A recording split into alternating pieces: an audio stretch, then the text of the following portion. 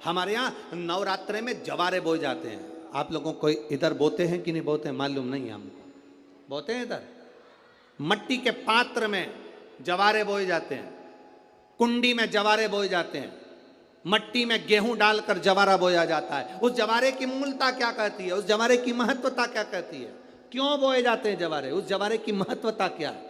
नवरात्रे में 9 दिन जवारे क्यों बोते हैं, उसको बोने का कारण क्या है?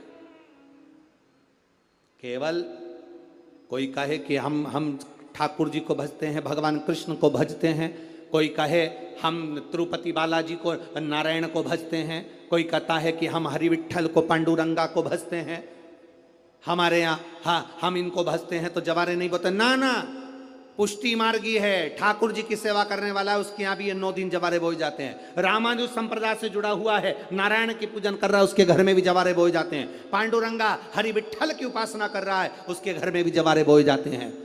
जवारे का महत्व हमारे यहाँ शास्त्र कहता है। क्या महत्व है उसका, क्या फल है उसका? महाराज, जब देवी माता ने दुर्गा भवानी को पंचायत में बुलाया गया, शिव पंचायत में मां दुर्गा बैठी हुई है, और शिव पंचायत में जब दुर्गा भवानी बैठी, उपद्रवियों ने उपद्रव मचाया, अहंकारियों ने अहंकार मचाया, असुरों ने राक्षसों ने हाहाकार मचाना प्रारंभ करा।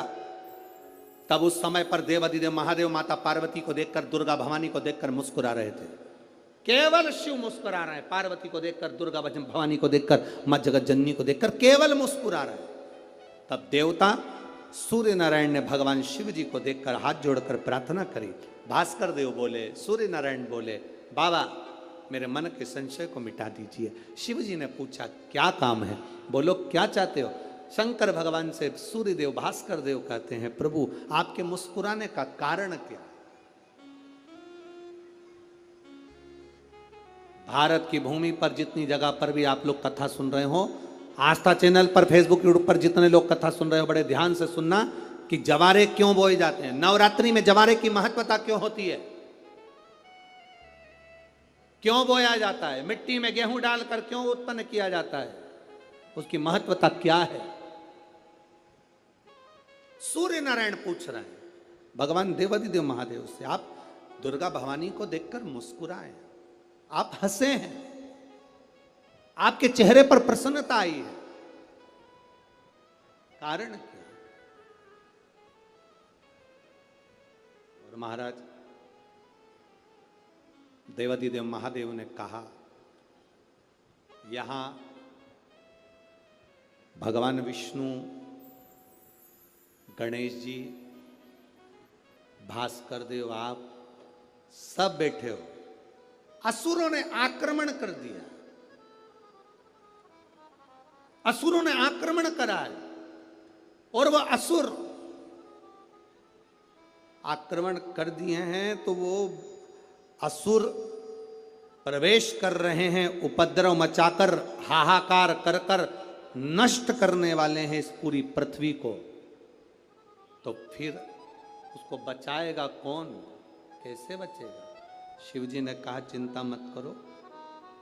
दुर्गा ने अपने केश का स्मरण किया, एक केश को माता पार्वती जी ने अपने हाथों से छुआ, छूते ही एक कुंड में सुंदर जवारे उत्पन्न हुए हैं। जब तक वो जवारे बड़े नहीं हो जाते, जब तक वो जवारे थोड़े प्रबल नहीं हो जाते, तब तक एक भी असुर प्रवेश नहीं कर सकता, हाहाकार नहीं मचा सकता और अंदर आ नहीं सकता। शिव महापुराण की कथा कहती है, जवारे जिसके यहाँ बोए जाते हैं, जवारे का, आप लोग कहते हैं कहीं पर देवी जी बैठी हैं, किसी के यहाँ मिट्टी की मूर्ति आई, 21 फीट की, 41 फीट की, 15 फीट की, 10 फीट की, 25 फीट की देवी जी की प्रतिमा स्थापना हुई।